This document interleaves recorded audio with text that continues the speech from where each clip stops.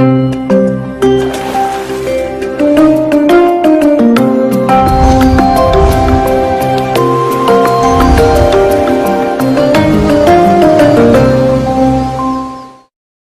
الله الرحمن الرحيم. الحمد لله رب العالمين، وصلى الله وسلم وبارك على سيدنا وحبيبنا محمد وعلى آله وصحبه أجمعين. السلام عليكم ورحمة الله وبركاته. خۆشەویستانم ئازیزانم، ڕۆژی گورانی ئومەتی محەممەد المصطفى صلى الله عليه وسلم، سلام و ڕەحمەت و میهرەبانی خوای گەورە بڕژێ بەسەر دڵ و دەرونی هەمومان. یا ڕەبی خوایە لێ داوا ئەکەم بە ئیسمی عەزەمت، خوا لێت ئەپارێمەوە بە ناوە جوانەکانت، داوا لێ ئەکەم بە هەموو ناوە پاک و بێگەردەکانت، یا ڕەحمان و یا ڕەحیم، یا غەفور و یا کەریم، یا حەی و یا قەیوم، ویا بەدیع السەماوات والأرض، ویا الله ویا الله ویا الله ویا ذا الجلال والإكرام. یا ڕەبی خوایە لە گوناحەکانمان خۆش ببی، یا ڕەبی خوایە لە گوناحەکانمان خۆش ببی، یا ڕەبی خوایە لە گوناحەکانمان خۆش ببی،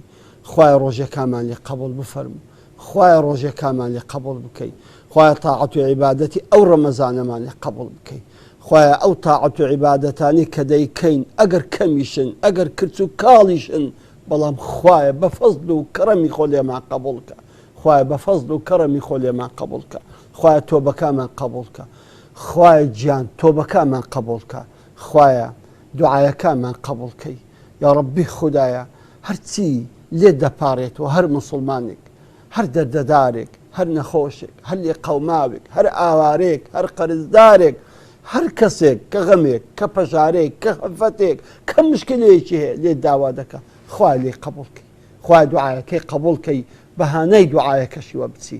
خوای بەهانەی دوعایەکەشیوە بچی. یا ئەکرەمە الئەکرەمین، خوای حاڵی ئومەتی محەممەد چاکەی، خوای ئاورێک لە حاڵی ئومەت محەممەد بدەیتەوە، خوای ئاورێک لە حاڵی ئومەتی محەممەد بدەیتەوە، خوای گیان. یا ڕەبی خوای حاڵیان چاکەی، خوای حاڵیان چاکەی، خوای حاڵیان چاکەی. یا ڕەبی خودای عزەت و گەورەیش کۆمەندی بگەڕێنیتەوە بۆ ئومەتی محەممەد صلى الله عليه وسلم. یا ڕەبی خوای ئەوانەی ئاوارە و دەربەدەرن، ئەوانەی لێیان قەوماوە لە جێ و ڕێگای خۆیان هەرقەناون، خوای بیان گەڕێنی تۆزی خۆیان، خوای بیان گەڕێنی تۆزی خۆیان، خوای حاڵ و باڵیان چاکەی. یا ڕەبی خوای ئەو ئەمن و ئەمانی کە بە ئێمەشت بەخشیوە، خوای زیاتری کەی، خوای زیاتری کەی، خوای زیاتری کەی و بە قسمەتی هەموو مسلمانان و هەموو خاک و وڵاتی مسلمانان بکەی. یا ئەکرەم الئەکرەمین. یا الله، یەکێک لە هۆکارە گرنگەکانی کە ژیانت پڕ بەرەکەت دەبێ، کە گوزەرانت پڕ بەرەکەت دەبێ، کە ڕزق و ڕۆزیت پڕ بەرەکەت دەبێ، کە معاش و پوڵیت پڕ بەرەکەت دەبێ، ڕزقی حەڵاڵە. ڕزقی حەڵاڵ لە هەرە هۆکارەکانی بەرەکەتە. ئازیزانم، گەر دەتەوێ ئەو ماڵەی بەدەستت دەکەوێ، ئەو پۆڵیەی کە بەدەستت دەکەوێ، ئەو پارە و دۆلارەی کە بەدەستی دەینی، بتەوێ ئەوها زوو لە دەستە نەڕوا، بتەوێ ئەوها زوو نەفەوتێ، بتەوێ خێر لێ ببینی، بتەوێ بمێنێتەوە، ئازیزانم مەردی خوا بە، وەرە کەسبی حەڵاڵ بکە، وەرە کەسبی حەڵاڵ بکە، وەرە کەسابەتی حەڵاڵ بکە، دوورکەوە لە حەرام، دوورکەوە لەو شتانی کە خوا پێی ناخۆشە، دوورکەوە لەو ڕزق و ڕۆزیەی کە ڕزقت حەڵاڵ دەکا، لەو وەسائلانەی کە ڕزقت حەڵاڵ دەکە، دوورکەوە. ئەو کات بەرەکەتی خوا دێتە ڕزق و ڕۆزی، بەرەکەتی خوا دێتە ژیان و گوزەرانت. والله بەرەکەت لە ماڵ و منداڵیش خۆشت دەبینی.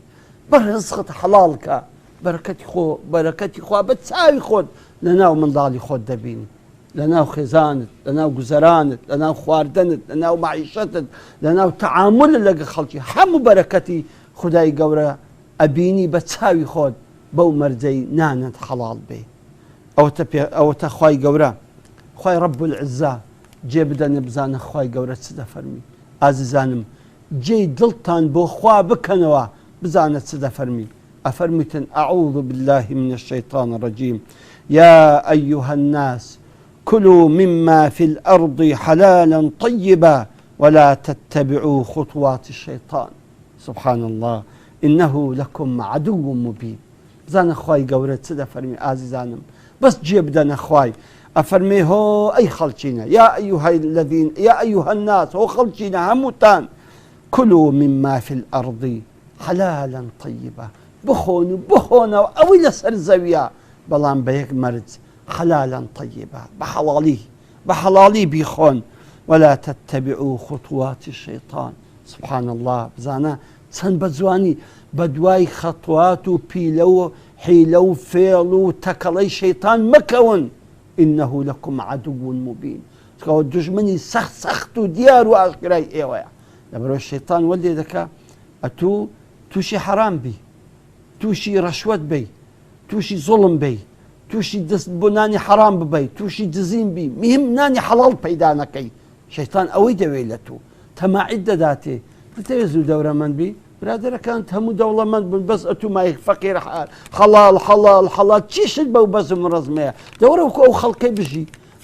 خلقي بجي ورا الأخوات أو إي شيء بك أو عند دفتري قازان ذا عشان يكتب بين صحي لدوبك دبرابك ناتواني توبي لسبك ناتواني لو كحرام خواردي وقلبي همو بقوشتي بحرامي قرد أو كدعاشي قبولنا به وخواش توفيقي ناداتا عزيزانم زور كس أو شيطان هني خرتان بس أو حرامي بخوم يك توبي دا كان بلام دوان نشي دواني توبي بك لو حرام لدو حرام قوشتي بيكرد بزي بيكرد غالي بي خوش بو نوشو عيشي بيكرد أو زتازا ناتواني ضلي شرش كرد حرامك دعاشي قبول نابي أو هابا شرمزاري وزليل جدامينتو يك بركتي شي لمال دانية يك بركت لمال شي دانية لو سكو حرام قد خوشي وبختوري ناني بو إنسان يقين تانبي حرام خوشي وبختوري تيدانية ممكن برمان مستبرادرك ما حرامي خواردية برو بزانت عيشون وشك دايا روجك توي دلي أو برادرت بكيتوا روجك توي دلو نازو نيازي أو برادرت بكيتوا بخواي وني عزيزان والله دريان پر خفتا والله هناسيان سوارا والله پر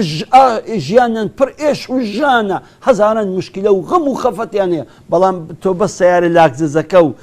خانية قوركو دونو برقة زوانا كيدا بيني عزيزكم هل أوي ظاهرة كيدا بيني حرامة كيدا بيني بلان برو مالي بزان تسلم معاناتك دايا تأزيت وآزار ومشكلة شان لمالي دايا برو دليش نكيب كوا أو زاد زاني تسخاليان تسخوشا برو زباني من دالا كان بزبان بينو بدن بينو بزان أو زاد زاني لمالي تسخوشي هي يعني عزيزانم إما بابا جي خواي قورب كي خواي قورب بيمان دفرمي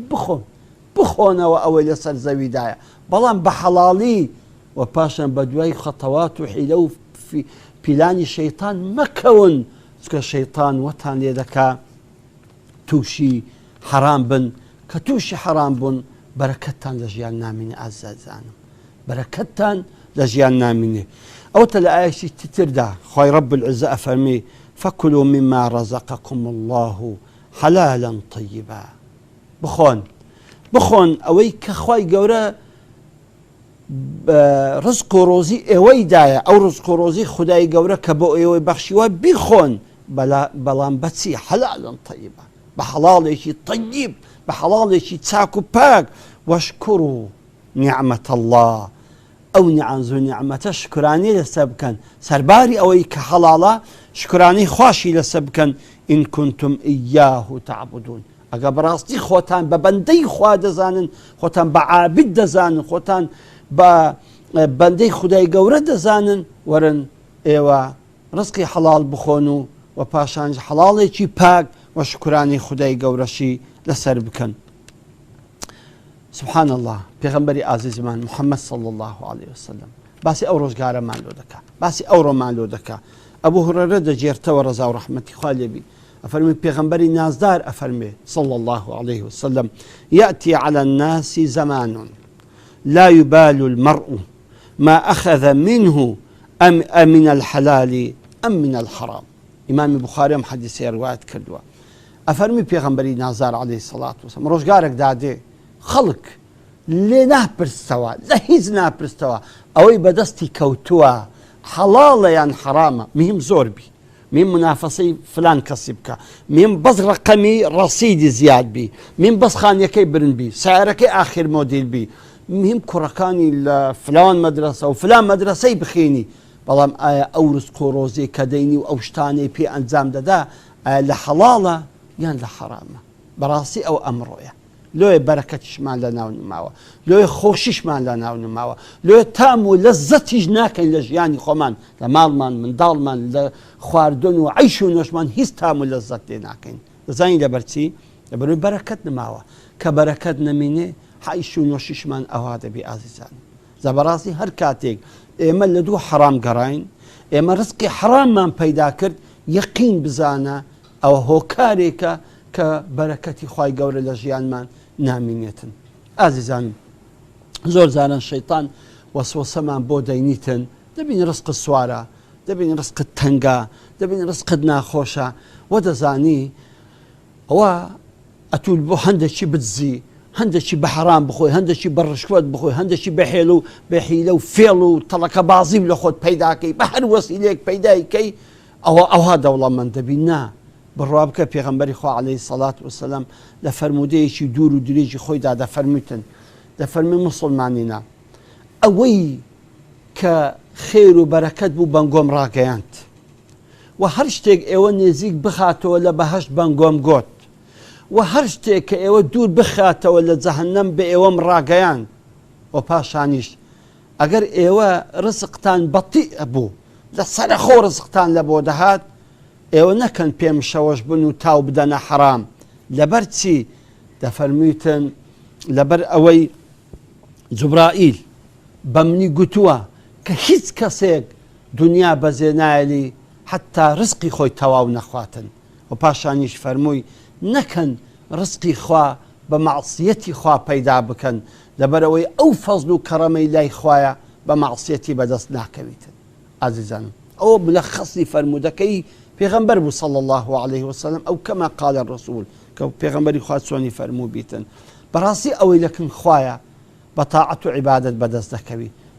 قەت بە مەعسیەت بەدەست ناکەوی. یەقینت بێ ئەوەی لای خوا فەزل و کەڕەم و بەرەکەت و ڕزق و ڕۆزی خوای گەورە بە مەعسیەت بەدەست ناکەویتن، بەڵکو بە تاعەت و عیبادەت بەدەست دەکەوی. شێخ محەممەد متوەلی شەعراوی خوای گەورە قەبرەکەی پڕ نور و بەرەکەت بکە خوایە، لە محەزەرێکی خۆیدا ئەفەرموویتن، دەڵێ ئەو دزەی دەستی لە ماڵێک دزی دەکا 10,000 جونەی مەسەن 10,000 دیناری دەباتن، زۆر بەتەمەن 10,000 جونەی دیارە، مەسەن دەچی مەسەن 10 وەرەقەی دەبا میسان، دەرێ ئەو دزەی دەچی 10 وەرەقەی دەباتن، پاشان دەیخوا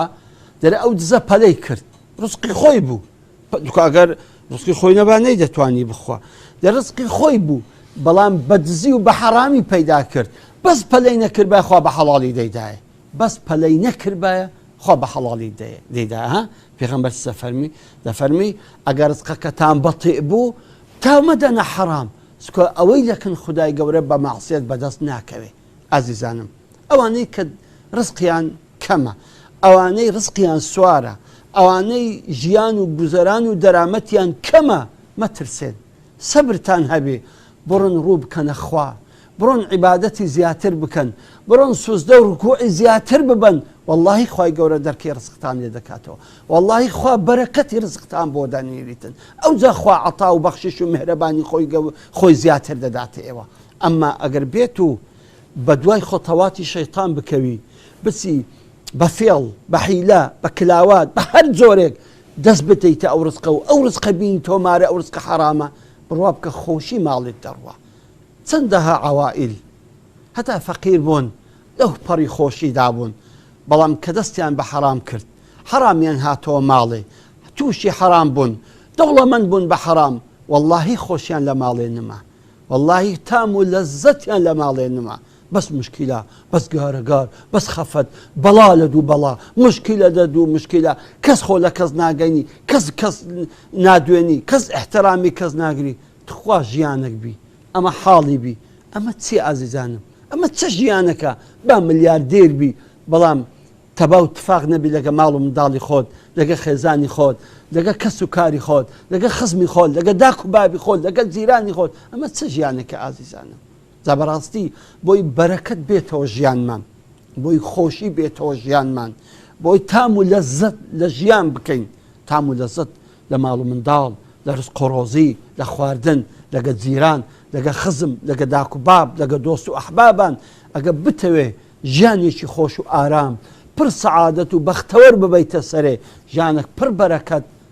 قەت نەکەی چاو لە حەرام بێ هەموو کاتێک هەبە دوای ڕزقی حەڵاڵ بکەوە چکۆ ڕزقی حەڵاڵ بەرەکەتی پێوەیە بەڵام حەرام یەقینت بێ بەرەکەتی نییە یەقینت بێ بەرەکەتی نییە ڕزقی حەرام بەس مشکیلەی لەگەرە ئەو ڕزقی کە پەیدای دەکەی لە ڕۆژی قیامەتیش حیسابی لەسەر هەیە لە چت پەیدا کرد و لە چشت سەرف کرد ئایا توخوا ئێمە جوابی ئەو پرسیارەمان هەیە تاکو دیدار بەخوای گەورەتان ئەسپێرم والسلام عەلەیکوم ورحمة الله وبركاته